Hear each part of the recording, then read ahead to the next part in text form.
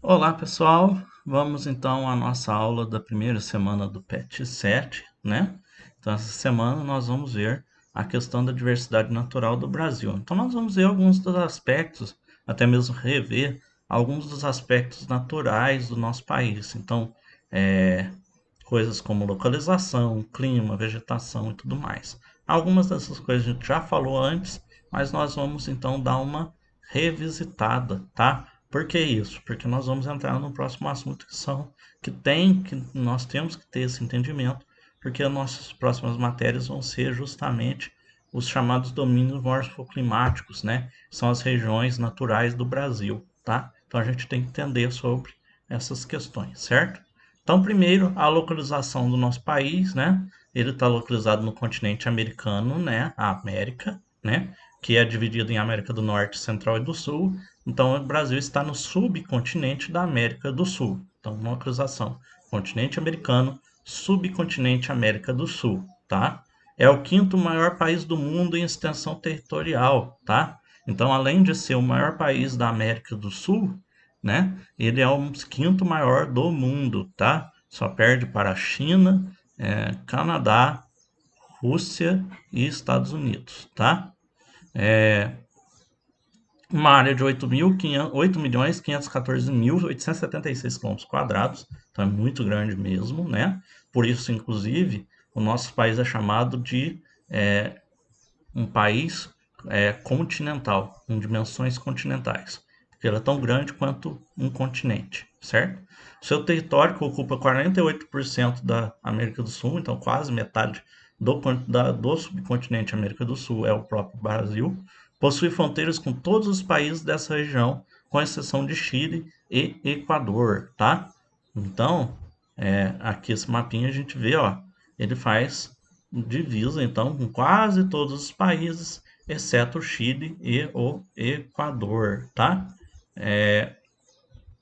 E interessante também, nós podemos dizer que o Brasil faz fronteira com a França, né? Por causa desse carinha aqui, ó, a Guiana Francesa, perdão, tá? A Guiana Francesa, ela não é um país, é um território ultramarino da França, tá? Ela faz parte do território francês. Então nós podemos falar que o Brasil faz fronteira com a França, certo? Ele está localizado a oeste do meridiano de Greenwich, né? Lembra lá os meridianos e paralelos que vocês estudaram no sexto ano? Nós temos o meridiano de Greenwich, que é o meridiano principal. Tudo que está à direita dele, ou a leste do meridiano de Greenwich, é o hemisfério leste. Tudo que está a oeste, hemisfério oeste, né? E a mesma coisa vale para o Equador, a linha do Equador. Tudo que está acima da linha do Equador, hemisfério norte. Tudo que está abaixo da linha do Equador, hemisfério sul, né? Então o Brasil ele está a oeste do meridiano de Greenwich, totalmente a oeste do meridiano de Greenwich. Por isso ele está no hemisfério oeste ou ocidental, certo? E só que já na questão da linha do Equador, ele é cortado por ela, né?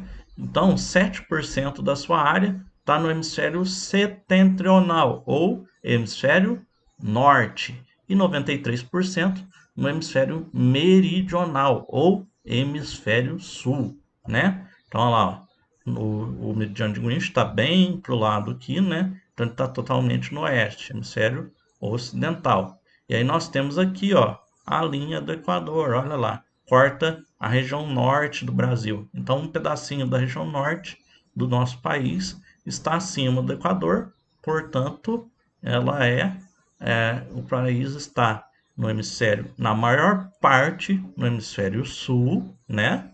Mas com uma partezinha no hemisfério norte, certo? Aí também, pessoal, nós temos os pontos extremos, né? Nós vimos a questão da fronteira, né, com os diversos países.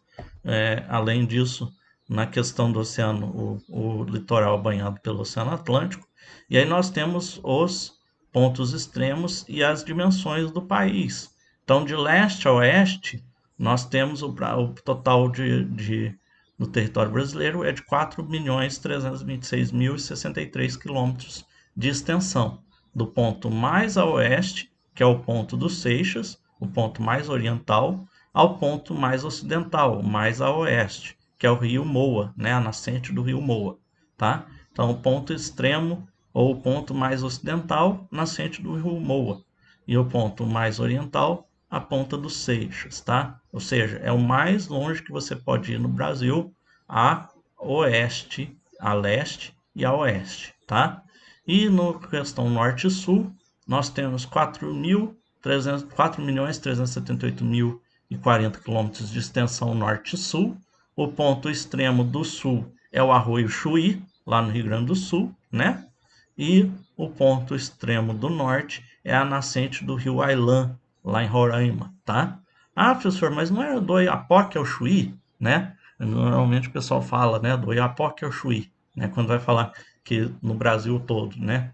Mas, na verdade, era o Oiapoque, mas é, foi feita a medição errada. Pelas medições atuais, o ponto extremo é essa nascente do rio Ailã, e não o Oiapoque, tá? Então, lá, nós temos então 4.394,7 quilômetros no ensino norte e sul, né?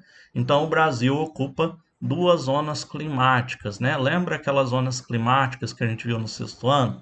Que por causa da incidência do Sol, o planeta tem diferentes zonas climáticas de acordo com a temperatura e tudo mais. Então, o Brasil está em duas delas, né? Como ele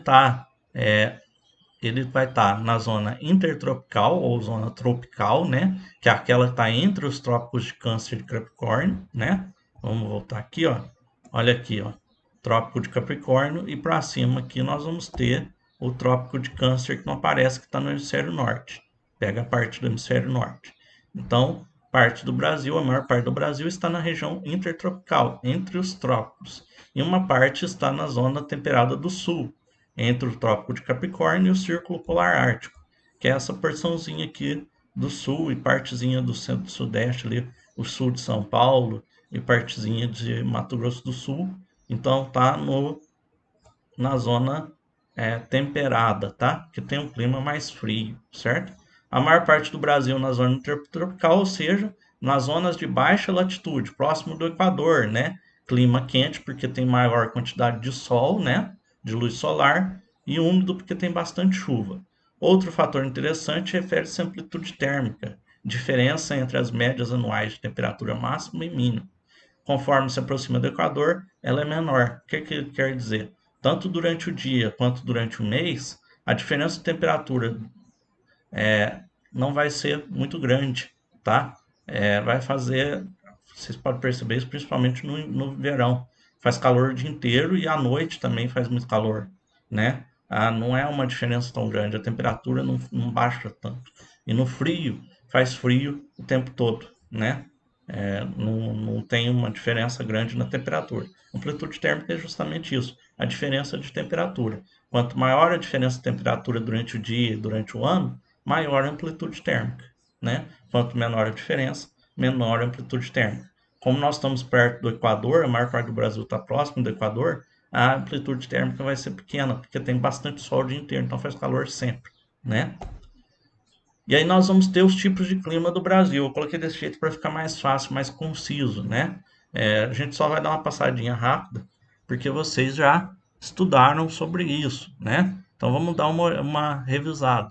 Então, quais são os tipos de clima? Nós temos 6 tipos de clima no Brasil. O primeiro deles, o clima equatorial. O próprio nome já diz. É o clima das regiões próximas do Equador. Olha lá, massa de ar equatorial, continental e atlântica, então recebe massa de ar que vem tanto do continente, né, quanto do oceano. Temperaturas médias elevadas, então faz bastante calor durante o ano, e chuvas durante o ano todo, né? A gente sempre vai falar lá no norte, está sempre chovendo, né? Chove muito o ano todo e baixa amplitude térmica, né? Não há diferença grande de temperatura durante o tempo. Tropical, né? Que vai se dividir em vários tipos. Nós vamos ver dois aqui, além do tropical, nós temos o tropical de altitude e o tropical atlântico, né? Então, o tropical clima do Brasil Central, é o que está aqui de laranja, né? Vocês podem ver que está pegando praticamente todo o Brasil Central, né? Temperaturas elevadas, né? E pequena amplitude térmica também. Qual que é a diferença para o equatorial? O equatorial chove o tempo todo. No tropical, a chuva está no verão e o inverno é seco, né? E ele tem estação do ano bem definida, né? Uma estação seca e uma estação chuvosa, né? Na equatorial é chuvoso o tempo todo, tá? E aí, além do tropical, que a gente chama de tropical típico também, nós temos outros dois tipos de tropical, o de altitude e o atlântico. Então vamos ver lá. O altitude, o próprio nome já diz, nas regiões acima de 800 metros, que é o caso, inclusive, da nossa cidade de Guaxupé e outras cidades aqui de Minas, principalmente, que estão em uma altitude mais elevada, né? Sofre a ação da massa de ar tropical atlântica, né? Aquela massa de ar que vem do Oceano Atlântico, né? Que traz chuvas no verão, né? Então por isso que chove. Por que chove no verão aqui na nossa região? Porque vem essa massa de ar do oceano que traz umidade do oceano, né? As nuvens, né? Temperaturas amenas, então faz menos calor do que no tropical e no equatorial, né? Aqui, ó, amplitude entre 18 e 22, né?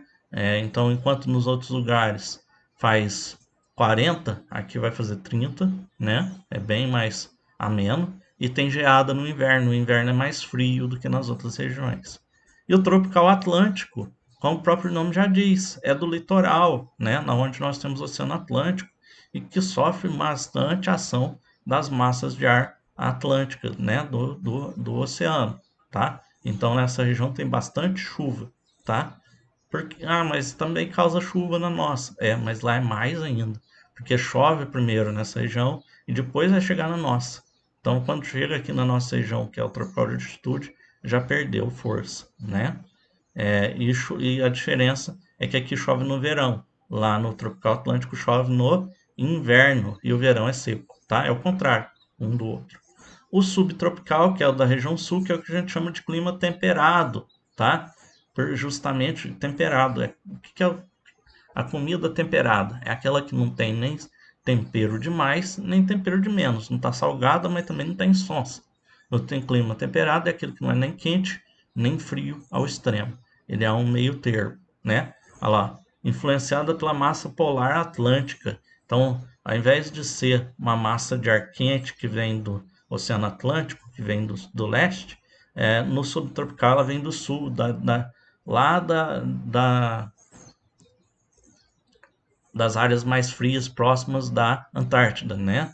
Temperatura anual entre de 18 graus, né? A média, né? Então não vai fazer muito calor, né? E amplitude elevada. Aqui já tem maior amplitude térmica. Vai ter o verão, vai fazer calor, no inverno vai fazer frio. Então tem uma diferença muito grande de temperatura que não acontece nos outros tipos de clima. Chuvas não são intensas, então não tem muita chuva, tá? É um clima mais seco, mas tem muita geada por causa da temperatura mais baixa. E para terminar, o semiárido, né? Árido é aquilo que é seco. Então, semiárido é aquilo que é seco. Ainda não é tão seco quanto o árido, mas já é bem seco. Então, tem pouca chuva. Olha lá, no interior do Nordeste, né? Naquela região no interior do Nordeste, temperaturas médias elevadas, porque está próximo do Equador, então é um clima quente, mas tem chuva escassa, pouca chuva e mal distribuída. Acontece ali no outro lugar, mas é pouca chuva em pouco lugar, né? Tem algum e as chuvas são causadas por massa de ar atlântica, tá? E aí, outra característica natural do nosso país, o relevo, né? O Brasil é um país, é um território com formação geológica antiga, né? Todas as rochas, tudo que existe aqui já existe há muito tempo, né? Qual que é a diferença? Por exemplo, pensa na Cordilheira dos Andes. Por que ela é tão alta? Porque ela foi formada há pouco tempo, do ponto de vista geológico, tá? Pensa, quando a gente fala de relevo da superfície da Terra, nós temos que falar no tempo da Terra, no tempo geológico, que é bilhões, milhões, bilhões de anos, tá? não em centenas, mas em bilhões de anos, milhões e bilhões de anos. E o relevo do Brasil, ele foi formado há muito mais tempo, por exemplo, do que a Cordilheira dos Andes ou os Himalaias, né? Então, como ele foi formado há mais tempo e não tem vulcão, não tem nada que mexa, que forme de novo esse relevo, ele já foi muito desgastado pela erosão, né? Por isso que aqui no Brasil nós não temos montanhas tão altas e tudo mais, quanto muito é 1.000, 2.000 metros de altitude, né? Então, ó, o relevo brasileiro, então, ele tem três tipos de formas: os planaltos, as planícies e as depressões. Não confundir com a doença, tá? Aqui nós estamos falando da forma de relevo. Olha lá. Então, planícies, terreno plano, né? O próprio nome já diz, né, gente? Planície, plano, né? Plano e baixo. Olha lá, terreno plano e não muito elevado. Classificadas em planície costeira, ação do mar, planície fluvial, no rio, e lacustre, no lago. Então, planície é aquela área plana e baixa, né? Então, por exemplo, lá no norte, lá na região do Rio Amazonas, por exemplo, é uma planície do Rio Amazonas, uma área plana e baixa. Normalmente são áreas que são alagadas quando tem um rio, né? Ou quando tem mar, né? No caso das planícies costeiras, elas são inundadas pela subida da maré, né? O Planalto não é para pensar no bairro aqui de Guaxupé, né? Planalto, mas a forma de relevo, né? Que são, olha para vocês verem, aparece o nome, né? Planície, Planalto. O Planalto ele também costuma ser plano, tá? É, ele é diferente da montanha, que é alto e acidentado, né? Aquela forma pontiaguda. O planalto, ele é alto e plano. Então a diferença da planície para o planalto é só a altitude. Se é plano e baixo, é planície. Se é plano e alto, é planalto, tá? Então, olha lá. Nós temos três tipos de planalto. O sedimentar, que é de acordo com as rochas que formam ele, né? O sedimentar, que é formado por rocha sedimentar, é aquela que é formada pela acumulação de sedimento, né? A terra, outros materiais vão se acumulando e formando camadas, né? O planalto cristalino, que são formados por rochas cristalinas, como por exemplo o mármore ou o granito, por exemplo, o granito no caso, é melhor. Mármore é outro tipo de rocha. É aquelas que são formadas por cristais, né? Aquelas pedras de mesa que a gente mesa ou de bancada que tem aqueles cristalzinhos, são esse tipo de rocha, tá? E o basáltico, que é a rocha vulcânica de origem de vulcão, né? Que era as áreas onde tinham vulcões há milhões e milhões de anos atrás, que hoje já não estão mais ativos, não existem mais, né? E por fim, nós temos as depressões, que são terrenos inclinados e abaixo do nível do solo, né? São terrenos baixos, né? Que são classificados em dois tipos: a absoluta, que é aquela que está abaixo do nível do mar. Então, põe que aqui é o nível do mar, está lá na praia. Essa aí nós vamos ter a depressão, ela está abaixo desse nível, né? Ela está mais baixa do que o oceano, certo? E a depressão relativa, ela está acima do oceano, só que ela está abaixo do terreno vizinho, tá? Certo? Em razão da sua vastidão territorial, das características morfológicas, que é a forma do relevo, né, e as condições de pluviosidade, que são as chuvas, o Brasil tem um dos maiores complexos hidrográficos. Então vamos ver agora a hidrografia, os rios, os lagos e tudo mais do nosso país. A maioria dos rios brasileiros nascem em regiões pouco elevadas, né? Como a gente viu, o relevo brasileiro não é um relevo de alta altitude, né? As regiões mais elevadas é aqui em Minas Gerais, aqui no centro-sudeste, que tem as áreas aqui dos mares de morro, e também no norte, onde nós temos algumas montanhas, né, áreas mais elevadas, né, mas no geral o território brasileiro tem altitude baixa, né, então são rios de planície, né, de área plana, com grande extensão, muito largos e muito fundos, muito profundos, né, nasce lá, a maioria nasce em regiões pouco elevadas, com exceção do Amazonas e fluentes que nascem na Cordilheira dos Andes, lá no Peru, e vem e chega aqui no Brasil, né? O Brasil possui 8% de toda a água doce que está na superfície da Terra. Então, 8% de toda a água do mundo está no Brasil, certo? Da água doce. A maior bacia fluvial do mundo, a Amazônica, fica no Brasil. Somente ele deságua no mar 1/5 de toda a água doce despejada nos oceanos. Então, o Brasil tem um tesouro, né, dentro dessa questão da água, né? Então, aqui nós temos as principais bacias hidrográficas do Brasil, tá? Amazônica, Amapá, Nordeste, São Francisco, né, do Rio São Francisco, Leste, Sudeste, aqui embaixo, Uruguai, né, Paraná e Paraguai. A maioria leva nome dos rios, dos principais rios, né? Tirando a leste e o sudeste aqui, que não recebe o nome de um rio específico, porque tem mais de um rio, né? Aí eles deixaram leste e sudeste. Mas as outras, vocês podem ver que a maioria leva o nome do rio principal, né? Então, a Amazônica por causa do rio Amazonas, né? A Amapá também não tem um nome específico, mas porque tem dois rios principais, o Araguaia e o Tocantins. Alguns até chamam de bacia Tocantins-Araguaia, tá? Nordeste também, por ter dois, certo? São Francisco por causa do São Francisco, Uruguai por causa do rio Uruguai, Paraná por causa do rio Paraná e Paraguai por causa do rio Paraguai, tá? E aí nós vamos entrar na questão da biodiversidade, animais e plantas. O Brasil, novamente, ele é o campeão, é o que tem a maior biodiversidade do mundo, né?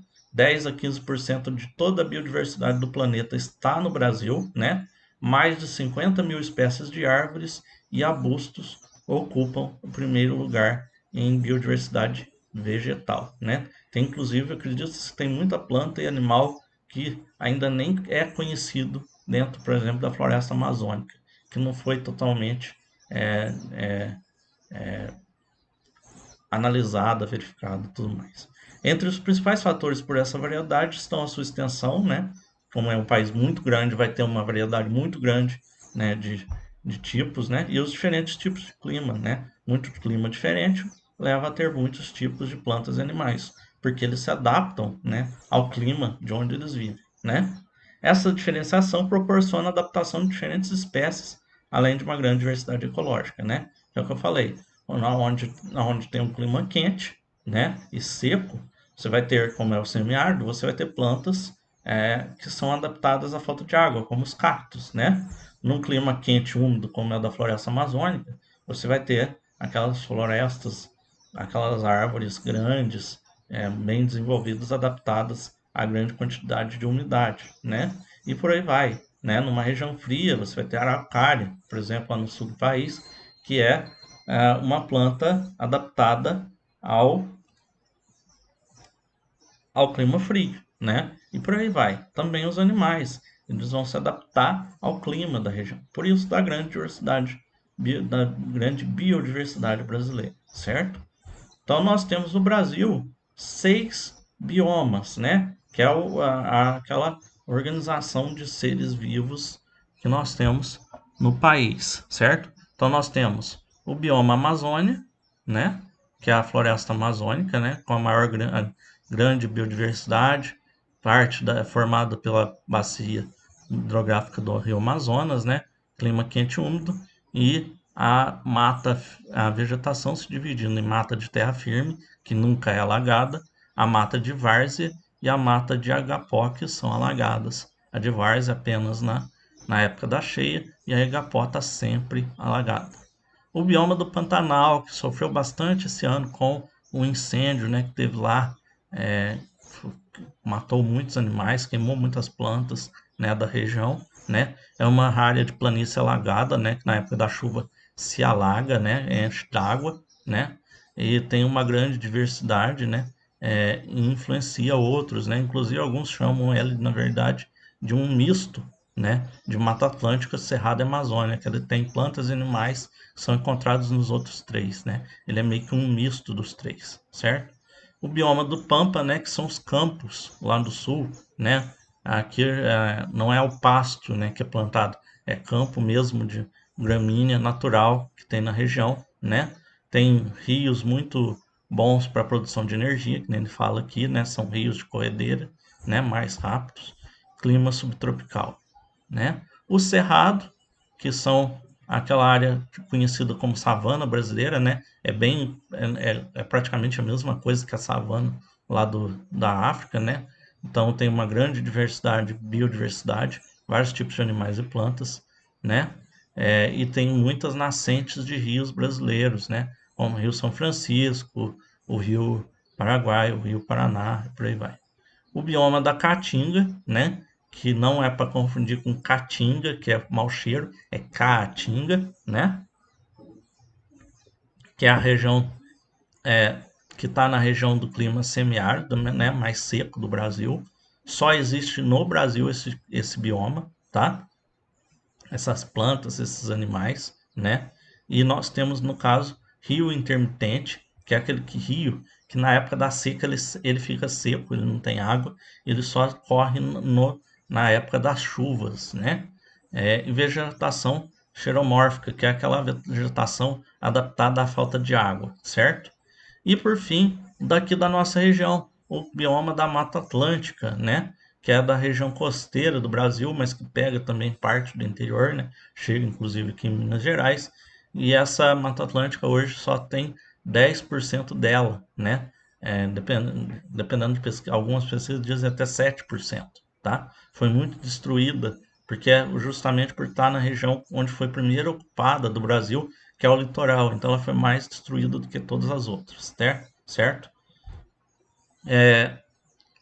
E é claro, né, como eu acabei de falar para vocês, essa vegetação está sendo extremamente prejudicada pelas atividades econômicas, o desmatamento. A Mata Atlântica já foi muito destruída, outras vegetações, plantas foram destruídas, né? Hoje a Amazônia sofre muito, principalmente a Amazônia, sofre com o desmatamento, né?